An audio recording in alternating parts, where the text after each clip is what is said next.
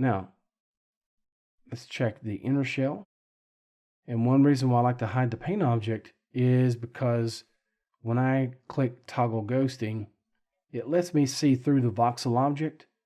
But if I have the paint object showing, it obscures my view. So toggle ghosting allows me to see through the voxel object and see the inner shell or the inner baking cage. So as I scrub, I get a better view of just how far it's going in.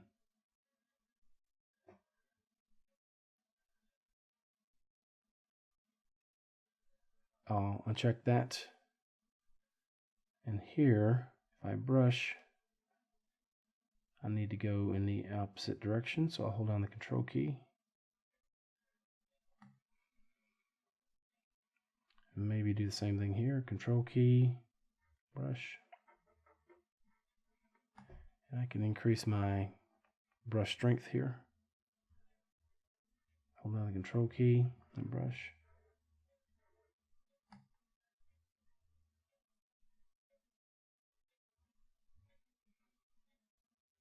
The control key will just use the opposite action here.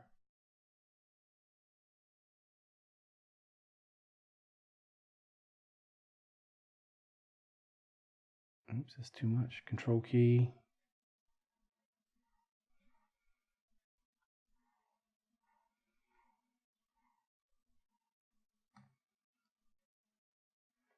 That one's kind of tricky there. So I think I'll just leave that as it is. And I do believe that will finish up our job of adjusting our inner and outer baking cages. I'll click OK. Now that we have adjusted our bake skin settings, we have our mesh snapped the way we want. I want to do one last thing before we proceed to bake. I want to make some modifications to my paint layers so that they do not get overwritten when we go through the baking process. For example, this body layer was from a previous baking attempt, so it will get overwritten if left unchanged. If it has the same name as the layer in the Voxtree layer panel, during the baking process, 3D Coat is going to take all the shader information from this and it's going to bake it to the layer that shares the same name here.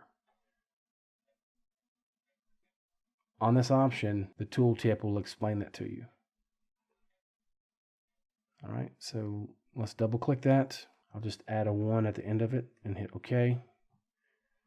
And with the normal map, changing the name is not going to be sufficient. I'm going to have to change the blending mode to something else. And I'll hide that for now. I could let 3D Coat overwrite this, but I want the new information to be added as an additional normal map. So that's why I'm doing that. All right, now we are ready to proceed. So I want to update the mesh and I want to go ahead and bake. Let's go to the bake menu. Both those options are right here.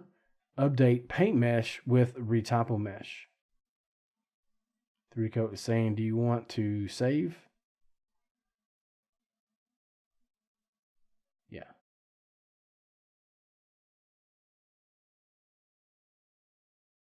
All right, so we can see that skin texture is no longer poking through the retypo mesh. So I can see that it has been updated. And I'll hit OK.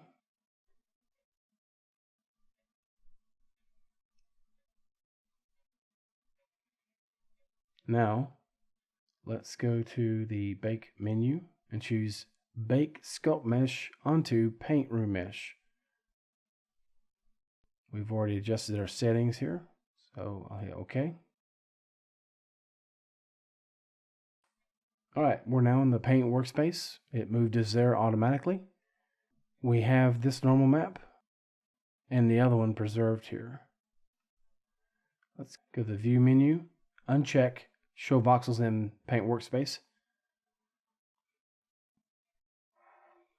If I hide that body layer, the one that I changed that had the skin texture, you can see that 3D Coat baked the PBR shader information to a new paint layer and named it Body.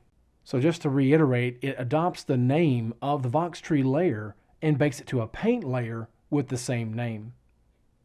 We can keep it or discard it, either one. This original normal map, I'll unhide it first and then change it back to a normal map blending mode. And I want to reduce the depth of opacity on this one. So that's our new normal map, this top one. And I'll unhide that skin texture. And we are pretty much done at this point. So to summarize, there are two different ways of approaching it. One is if you have very light edits. One is if you have very large scale edits. Thank you for watching. We'll see you next time.